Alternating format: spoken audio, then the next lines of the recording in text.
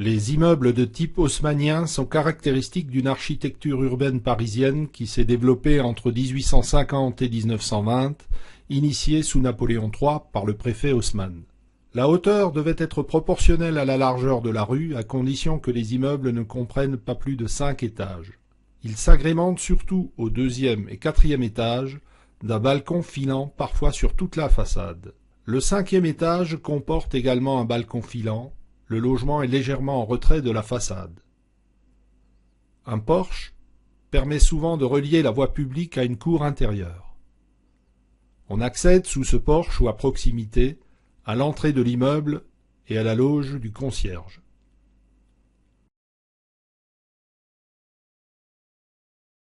Dans notre exemple, le rez-de-chaussée est occupé par de petits commerces ainsi que la loge du gardien, qui occupe la quasi-totalité de la surface au sol, excepté le hall d'entrée et les escaliers menant aux étages. 2 escaliers desservent généralement ce type d'immeuble. Le premier, de prestige, et que nous appellerons A, prend naissance dans le hall d'entrée et dessert les 5 étages habités. Un ascenseur y a souvent été ajouté au cours du temps. Le second, dit de service, dessert le sous-sol ainsi que les 6 étages, chambres de bonne comprise. Il permet d'accéder aux cuisines des appartements dans l'aile A. Dans notre cas, des appartements issus d'une transformation de l'immeuble dans les années 60 donnent dans cette cage d'escalier B. C'est là aussi que cheminent les principaux fluides, gaz, électricité, alimentant les appartements. Le dernier niveau sous comble mansardé est constitué d'une succession de petites chambres mansardées d'une surface moyenne de 6 mètres carrés. On les appelle les chambres de bonne. Un WC et un point d'eau commun existent sur l'étage.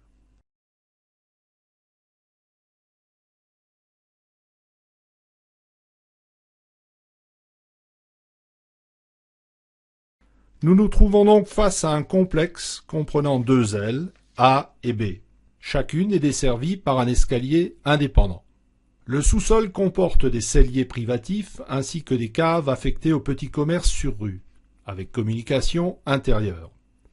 On y trouve également la machinerie d'ascenseur et les arrivées du gaz et de l'électricité.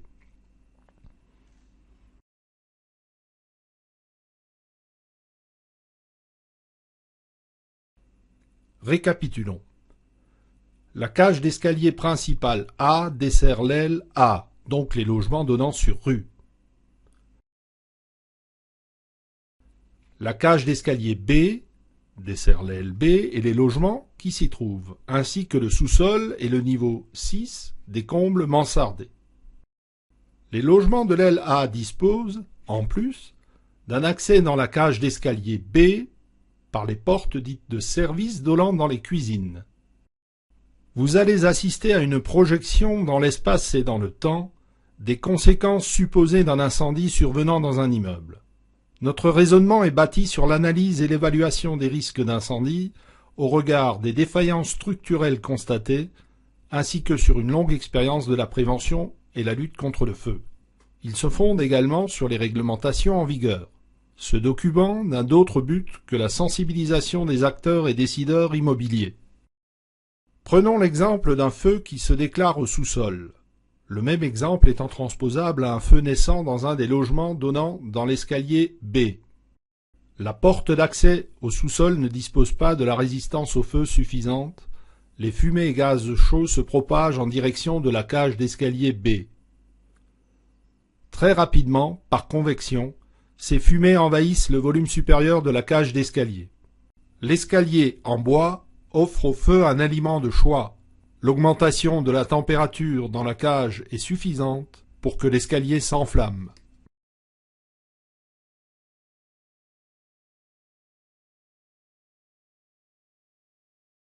L'absence de possibilité de désenfumage ne permet pas d'évacuer les fumées au 6e étage.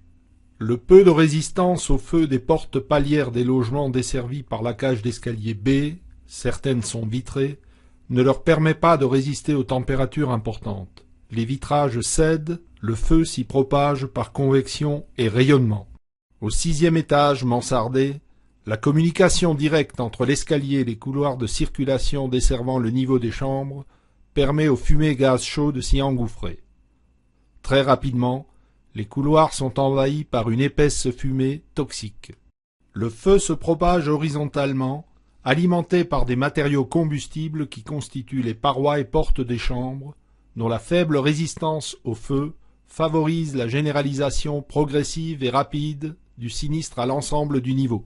Rappelons que seule une zone longeant la voie publique est accessible aux échelles aériennes des services d'incendie et de secours, tandis que les 3/4 arrière du complexe ne le sont pas, au-delà du 3e étage.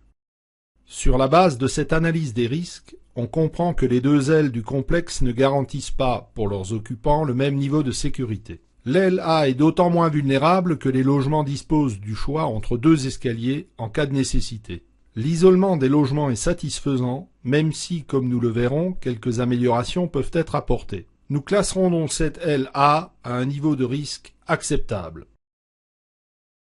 Il n'en est pas de même pour l'aile B, à laquelle on associera le 6e étage mansardé, sous comble, puisqu'il communique directement avec la cage d'escalier B. Les défaillances de résistance au feu des portes palières des logements donnant dans cet escalier et, surtout, l'absence totale d'isolement par rapport à la cage d'escalier du niveau mansardé constituent des raisons suffisantes pour classer cette aile en risque important. Rajoutons à cela que la configuration du complexe ne facilite pas l'intervention des secours extérieurs, notamment pour l'aile B. Les actions qui nous semblent prioritaires. Elles consistent à mieux protéger les logements de l'aile B